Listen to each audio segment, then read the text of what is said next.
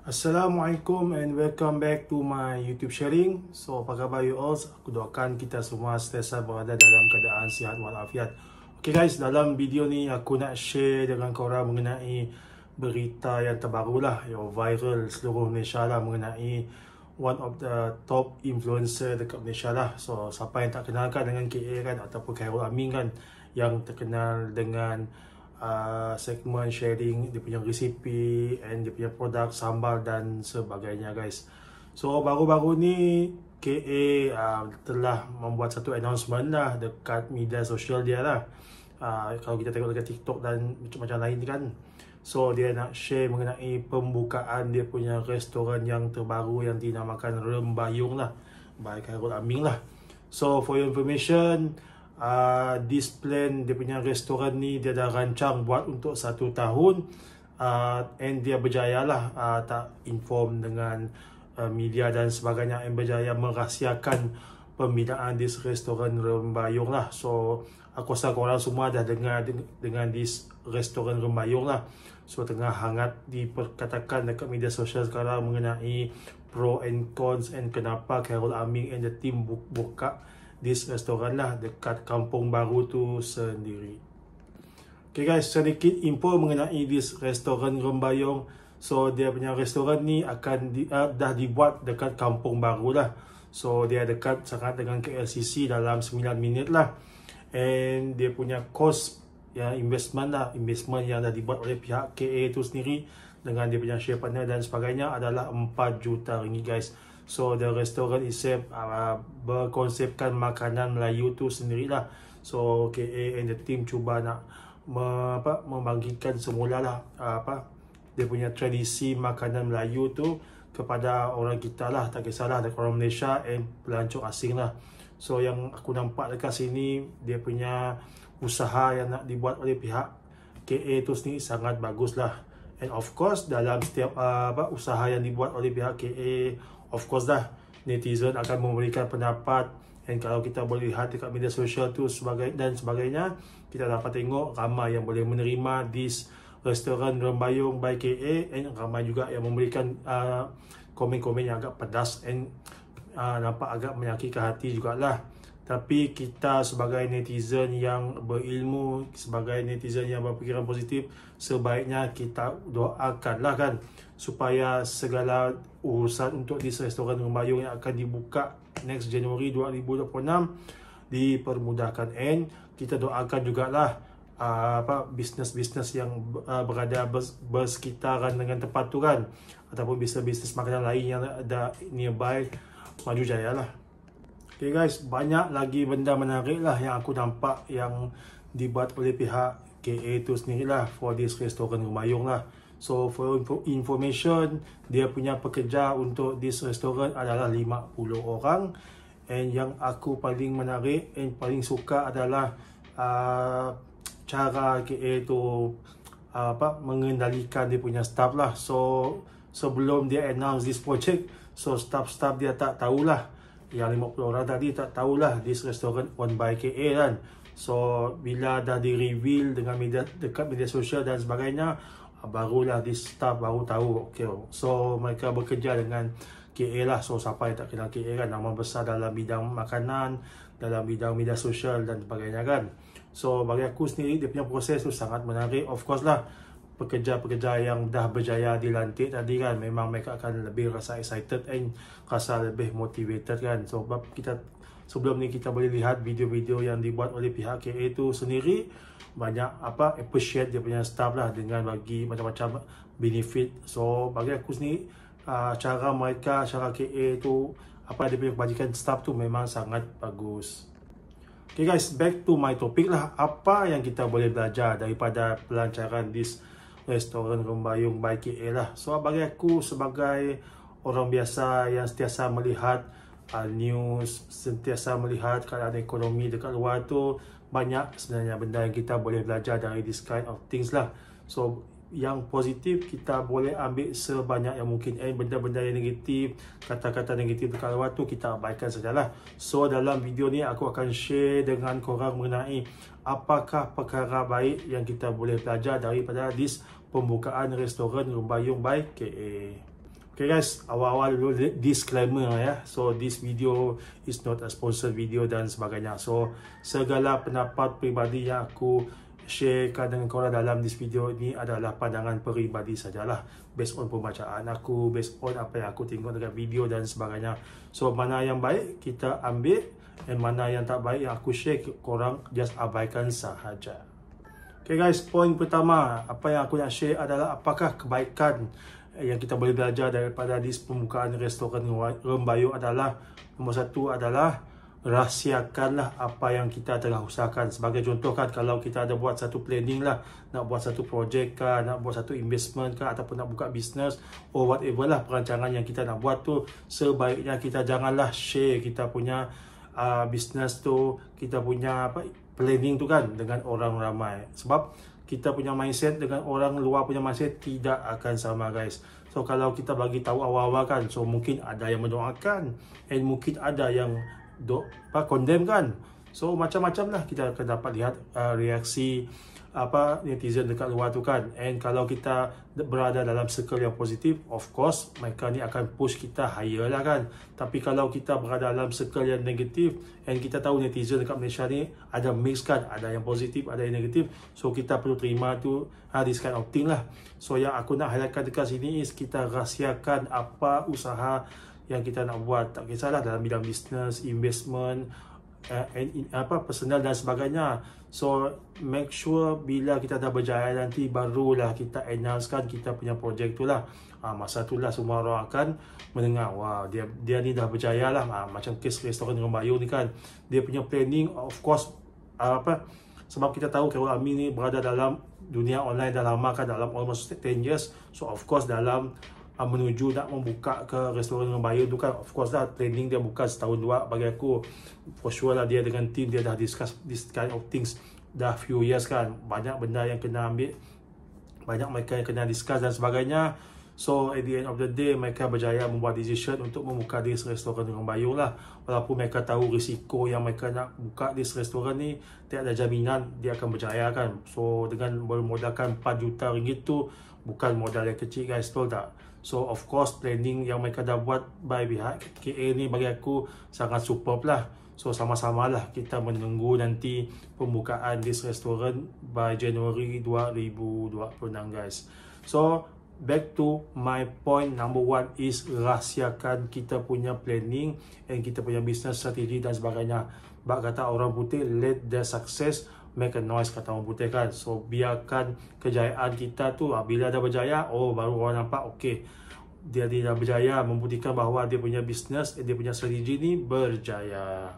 Okay guys, berbalik kepada merahsiakan lah apa yang kita buat tadi kan, merahsiakan apakah strategi bisnes kita tadi kan.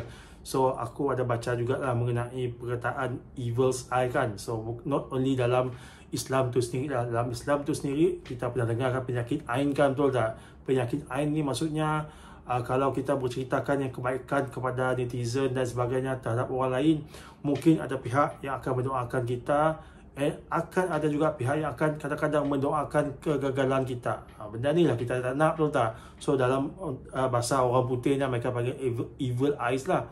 So mereka percaya.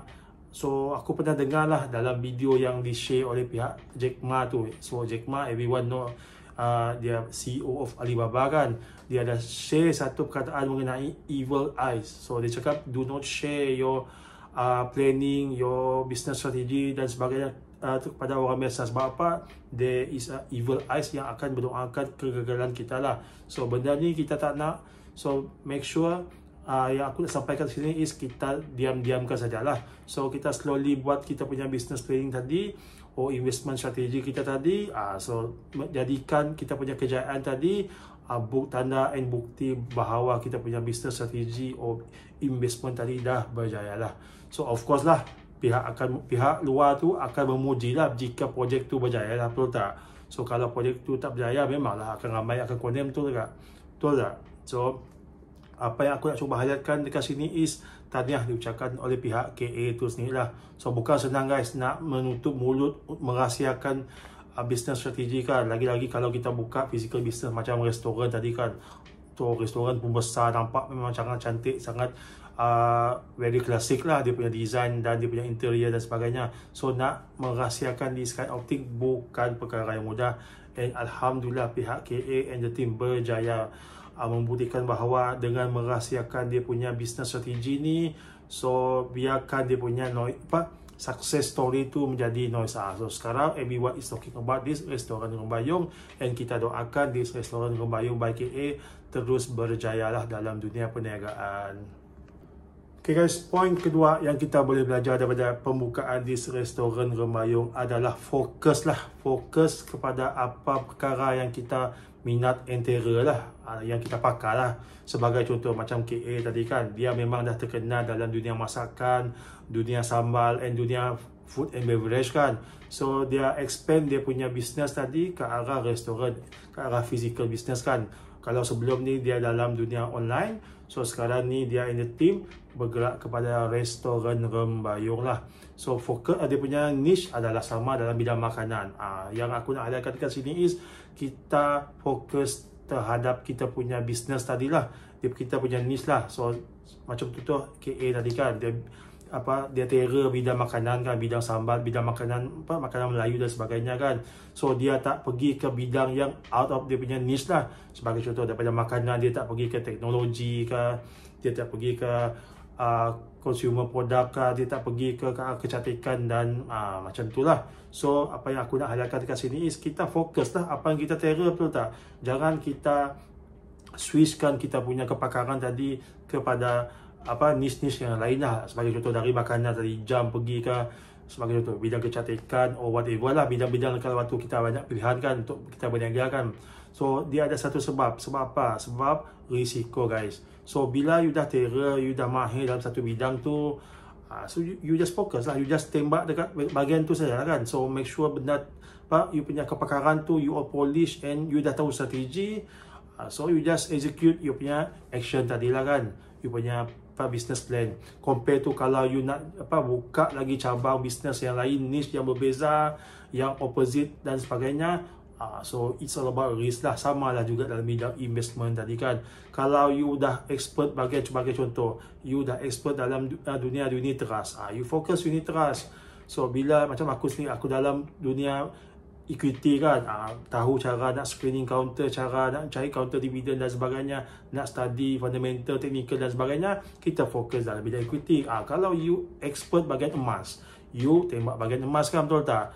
Kalau siapa terror bidang crypto kan, so Bitcoin sebagainya kan, sekarang Bitcoin, you fokus dalam Bitcoin saja kan. So kita just fokus kepada apa yang kita expert lah, sebab kita dah tahu selok belok dia punya tu.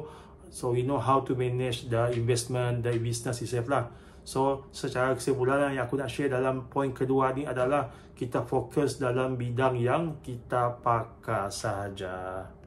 Okay guys, poin ketiga yang aku nak share, apakah kebaikan, apa yang kita boleh belajar daripada hadis pembukaan restoran Rembayung by KA adalah start small, grow big. So apakah yang dimasukkan dengan start small, grow big kan? So kita mula si kecil and dia jadi besar. So sama lah juga dalam konsep di restoran Rembayung by KA. So dia tak buka terus. So for information, KA tak buka terus dia punya bisnes ni restoran Rembayung awal-awal kan. So after 10 years baru dia berjaya buka di restoran Rembayung lah. So apa yang kita nampak dekat sini, so kita nampak KA tu sendiri berjaya buktikan bahawa dia bermula daripada kekecil-kecilan lah, daripada menjual sambal dan sebagainya, and share dia punya knowledge mengenai masakan Melayu, and slowly after 10 years lepas dia kumpul dia punya capital daripada keuntungan dia punya perniagaan, dia punya share partner lah, dia slowly develop dia punya capital daripada keuntungan tadi, and dia terus grow kan in terms of buka kepada restoran Rembayung lah.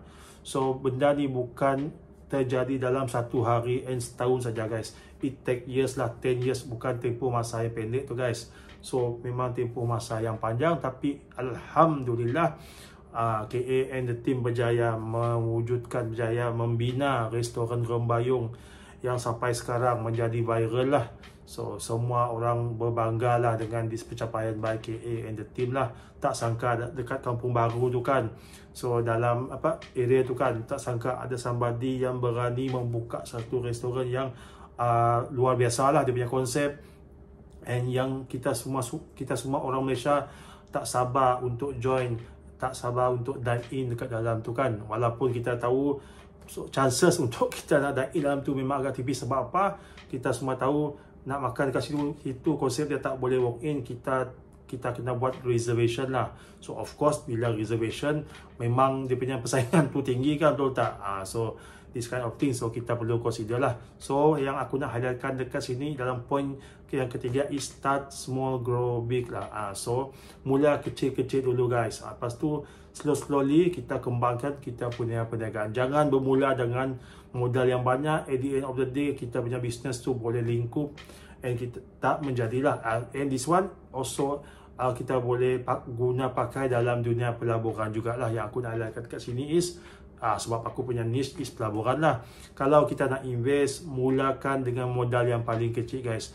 Tak kisahlah you ada 1 juta ke 4 juta ke dekat tangan you, jangan gunakan 4 juta tadi secara all in lah. So slowly explore you punya kepakaran dalam bidang investment tadilah kan. So belajar dulu selok-belok dia punya fundamental, apa you punya kepakaran in term of charting dan sebagainya, and lepas tu slowly you increase your capital untuk make sure you dapat profit yang lebih besar lah. Tapi of course kita kena tahu risiko kan. Bila kita dah bergerak ke arah yang lebih besar dengan menggunakan capital yang lebih besar, of course dia punya potential profit tu lebih besar, and at the same time potential loss tu pun sama jugalah. So this one boleh diguna pakai dalam mana-mana lah, especially dalam bidang-bidang investment, bidang business dan sebagainya. So again, start small, grow big.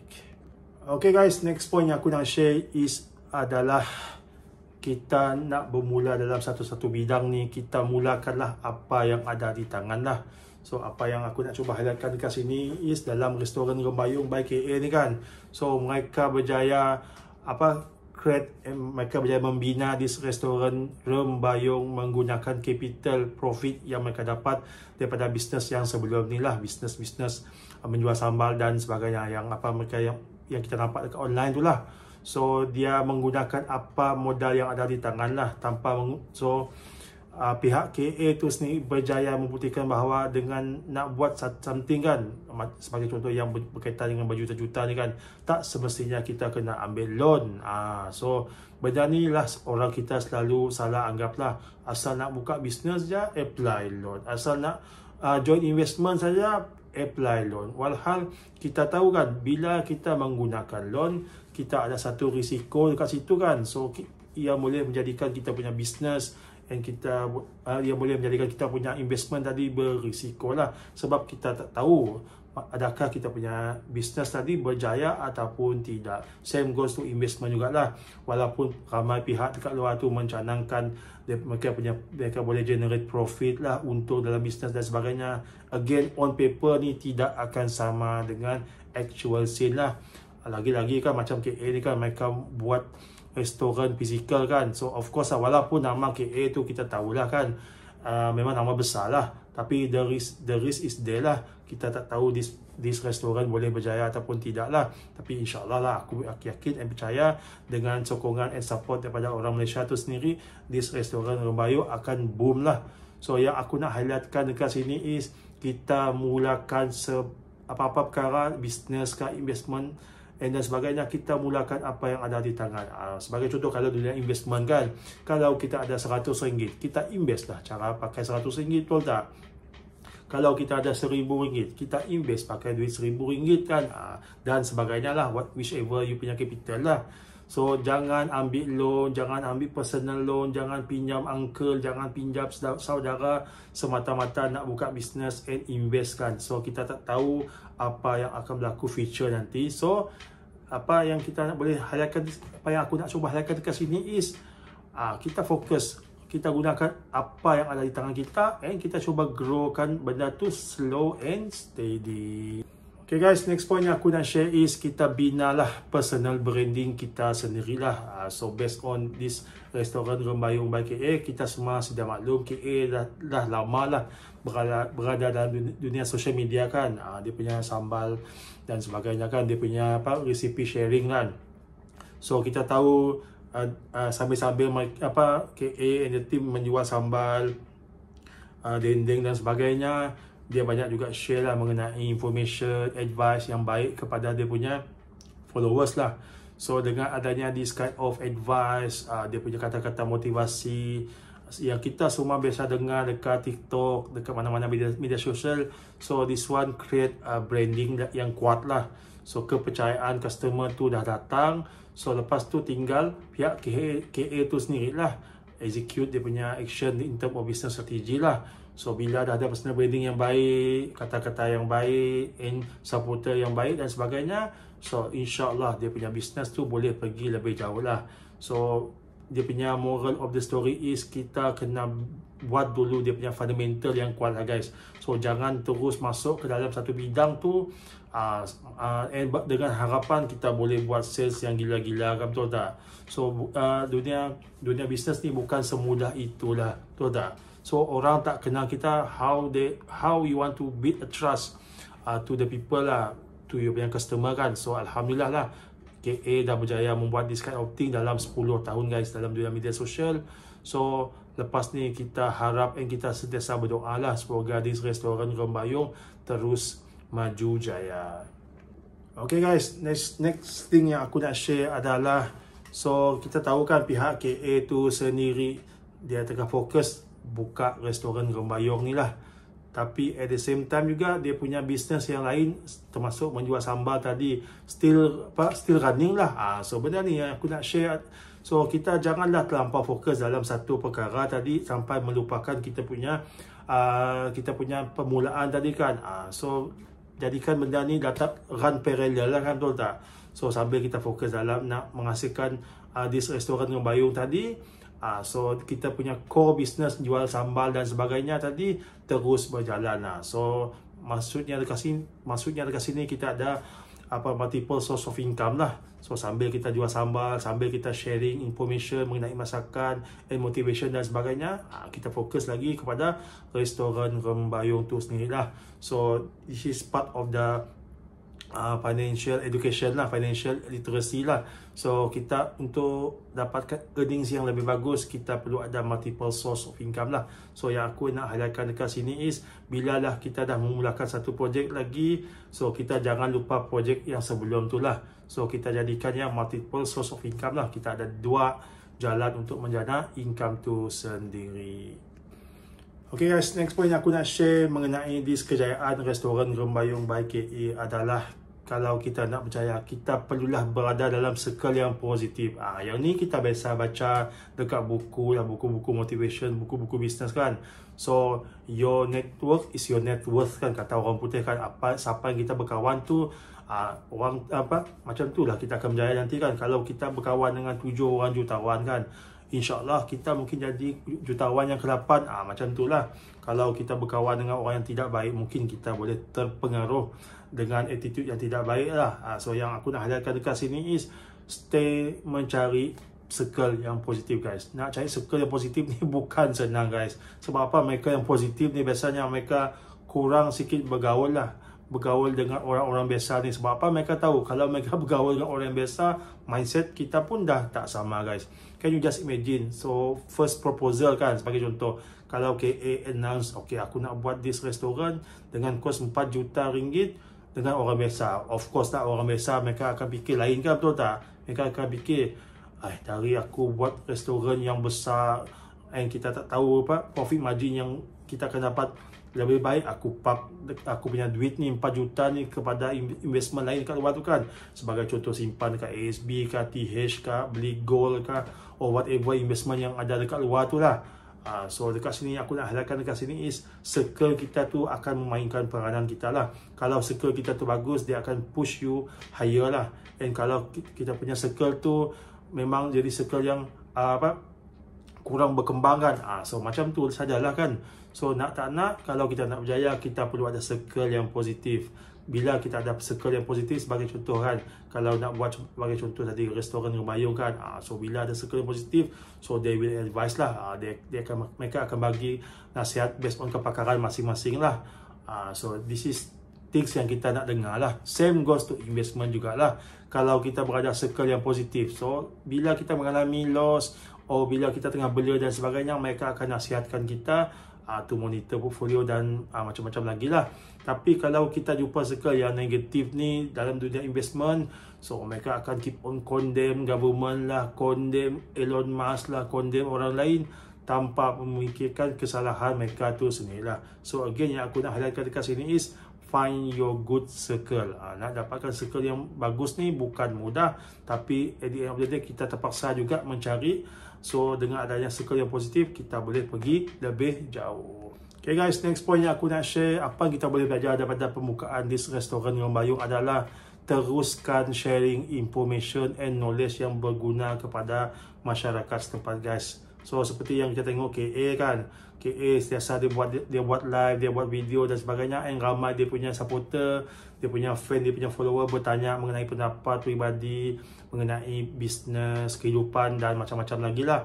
And walaupun sesibuk manapun KA and the team nak buka this restoran Rembayung kan, of course banyak persiapan kena ready kan, tapi KA terus keep on memberikan pendapat peribadi, dia punya motivation yang bagus kepada mereka, dia punya supporter lah.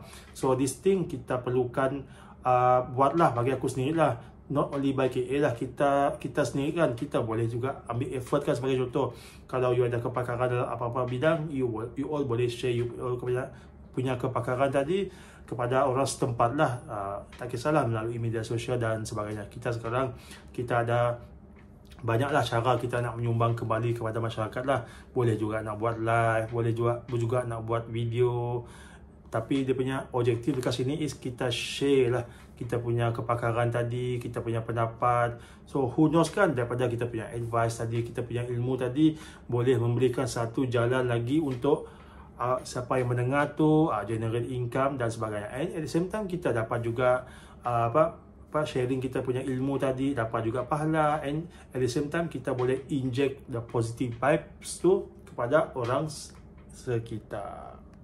Okay guys, next point yang aku nak share, apa yang kita boleh belajar daripada pembukaan restoran Rembayung by KA ini adalah kita mesti berani buat action guys. So buat action maksudnya apa dekat sini? So kita tahu kita semua ni ada macam-macam planning dekat luar tu kan. Kita nak buka bisnes lah, kita nak ada satu idea yang bagus, nak jual dan sebagainya, ada produk yang bagus dan sebagainya. Tapi at the end of the day, berapa ramai saja kita yang berani membuat action guys, betul tak? Even ada yang ada duit berjuta-juta, berpuluh juta dan sebagainya, planning on paper macam-macam lah, nak buka bisnes lah, nak join bisnes orang lain lah, nak buat produk lah, nak buat R&D and whatever lah yang mereka planning lah, betul tak? Tapi berapa ramai sajakah yang berani buat decision nak buat satu action lah? Sebagai contoh macam KA ni tadi kan, dia dah collaborate dengan dia punya share partner. So dengan 4 million buka restoran. So of course dekat luar tu mungkin ada setengah daripada kita mempunyai modal yang even lebih daripada tu kan. Tapi berapa ramai saja yang berani buat action. So ramai yang berani, kadang-kadang ramai yang berani buat plan on paper saja kan. Tapi execution tak ada orang yang berani kan. Amat sedikit lah. Sebab apa? Semua orang takut dengan, most of us kita akan takut dengan risiko lah. Orang-orang biasa akan takut dengan risiko. And lepas tu bila takut risiko, so kita dah start lah play safe lah. So tak ada salah lah nak play safe, ambil risk ni dan sebagainya. Yang penting kita tahulah risiko yang kita nak ambil lah. Tapi yang aku nak highlightkan dekat point ni adalah macam mana KA and the team berjaya, berani membuat decision dengan 4 juta tadi buat restoran guys. Restoran yang baru, bermula daripada kosong, tapak kosong kan, slowly setahun dia berjaya membina empire restoran Rembayung guys, betul tak? So kita tahu dekat luar tu kan, kita kan ramai yang ada simpanan yang banyak dan sebagainya, tapi berapa ramai saja daripada kita yang berani buat decision nak buat bisnes dan sebagainya kan. Tapi this thing membabitkan risiko lah. So yang aku nak highlightkan dekat sini is action. Tak kisahlah sehebat mana planning korang on paper dan sebagainya, kalau tak ada action, so there is no result lah. Sama ada berjaya ataupun tidak lah. Same goes to investment lah. Ramai yang ada fundamental yang bagus, ramai yang belajar tinggi-tinggi, ramai yang pakar dalam whatever bidang lah dekat luar tu, tapi bila membabitkan investment, berapa ramai saja yang berani mengambil decision untuk menceburi that investment. And the best part is berapa ramai saja yang berani menekan button buy, sama ada nak beli gold ke equity whatever lah yang ada investment dekat luar tu kan. So sebab itulah kita tengok kan ramai orang yang ada kepakaran, ramai yang ada ilmu yang banyak ni, at the end of the day mereka akan pilih jalan yang lebih selamat lah. Of course mereka tak nak hilang mereka punya capital lah. So this kind of thing perkara biasa lah dalam kehidupan guys. So yang aku nak highlightkan dekat sini is action tu sangatlah penting guys. Bila ada action barulah kita nampak result kan. Tak ada action so no result lah. So macam kita tengok kan orang-orang billionaire dekat dunia kan, sebagai contoh Elon Musk, you all nampak kan buat Tesla, buat kereta dan sebagainya. Kalau dia tak ada action, kalau dia buat on paper saja kan, bila benda ni nak berjaya betul tak? So sekarang kita boleh tengok kereta Tesla dekat jalan. Contoh lain kan macam Alibaba, Microsoft dan sebagainya lah. So semuanya bermula dengan action guys. Bila ada action baru dapat result. So no action no result lah. Okay guys, poin terakhir yang aku nak share adalah apa yang kita boleh belajar daripada hadis pembukaan restoran Rembayung adalah keluar dari comfort zone guys. So keluar daripada comfort zone ni adalah perkara yang paling susah yang kita nak buat. So kita tahu based on restoran Rembayung ni kan, so Khairul Amin and the team 10 tahun dah berada dalam dunia online kan. So dia buat video, dia jual sambal dan sebagainya kan. So can you just imagine kalau kita orang yang biasa konservatif kan, so kita akan selalu cakapkan benda ni kan. So kenapa aku nak buat bidang lain kan. So kalau aku dah terror dalam satu bidang betul tak, tapi KA and the team berjaya break the comfort zone dengan membuka bisnes fizikal which is restoran, and bermula daripada kosong guys, daripada scratch kan, daripada tanah flat sampai menjadi satu building yang cantik lah. So apa yang aku nak cuba highlightkan dekat sini is comfort zone ni bukan perkara yang mudah untuk kita pecahkan. Cakap memang senang guys, betul tak? So kalau kita dah expert dalam satu bidang kan, sebagai contoh kalau kita ada capital macam 4 juta tadi kan, so kenapa kita nak buka lagi bisnes lain kan, betul tak? Tapi KA and the team berjaya buktikan bahawa kalau kita nak pergi lebih jauh, kita perlu break the comfort zone lah. Sama juga dalam life kita sekarang lah kan, betul tak? Kalau kita nak dapatkan extra income daripada sumber-sumber lain selain daripada kerja-kerja kiki kita tadi, kita boleh dikategorikan sebagai kita nak keluar daripada comfort zone kan. So comfort zone ni bila kita dah selesai, so kita tak nak fikir banyak-banyak. At the end of the month kita nak dapatkan return kan, untuk gaji dan sebagainya. Tapi siapa yang berani ambil risiko, siapa yang nak pergi lebih jauh, mereka perlukan keluar daripada comfort zone tu sendirilah. Sama macam aku jugalah, sebelum aku belajar mengenai investment dulu, aku pun berada dalam comfort zone, and aku rasa selesa, ujung bulan dapat gaji dan sebagainya. So kenapa aku nak keluar daripada comfort zone, betul tak? Dan termasuk orang-orang dekat luar tu, kawan-kawan kita lain yang terlibat dalam investment, bisnes dan sebagainya, dah selesa dapat gaji bulan, kenapa kita perlu nak keluar daripada comfort zone kan? Sebab apa? Tak lain tak bukan kita nak explore kita punya potensi tu. So, adakah kita boleh pergi lebih jauh dan sebagainya. So perkara ni bukan semua orang boleh buat. Cakap memang senang, nak buat memang sangat susah. Sebab apa? Kita perlukan usaha, kena belajar, kena study, tak cukup tidur, kena redo, kena buat research, dengar video, baca buku, pergi kos, semua melibatkan masa, duit and usaha lah. So sebab itulah benda ni memang sangat susah lah. And again kita nak ucapkan tahniah and syabas untuk KA sebab mereka berjaya keluar daripada comfort zone ni, and berjaya membuktikan bahawa dengan keluar daripada comfort zone ni kita boleh pergi lebih jauh lah. So apa yang kita boleh belajar daripada sini is kalau kita nak pergi lebih jauh, kita kena break the comfort zone lah. And again, nobody can force us untuk keluar daripada comfort zone. Tak lain tak bukan, semuanya bermula daripada diri kita sendiri guys. Kita boleh stay selamanya dalam comfort zone, at the end of the day kita dapat macam tu sajalah kan, betul tak? Tapi dengan explore more, pecah kita punya comfort zone tadi, who knows kan, kita boleh dapat earnings yang lebih bagus, and kita boleh kembangkan kita punya potensi diri. Okay guys, secara kesimpulan lah, apa yang kita boleh belajar daripada pembukaan restoran Rembayung ni macam-macam lah kita boleh belajar dari segi positif lah. So tinggal kita terima ataupun tidak lah. So tinggal kita cari apakah kesan positif yang kita boleh belajar daripada restoran Rembayung lah by KA ni. Bagi aku sangat banyak kita boleh belajar kalau kita nak belajar lah. Kalau kita tak suka nak belajar tu terpulang pada masing-masing lah. So sebagai manusia yang nak grow more kan, untuk setiap hari dan setiap tahun dan sebagainya, banyak benda kita boleh belajar daripada this restoran Rembayung by KA lah. So again, tahniah dan syabas diucapkan untuk KA and the team lah dengan this pelancaran restoran Rembayung yang akan dibuka lah Januari 2026 lah.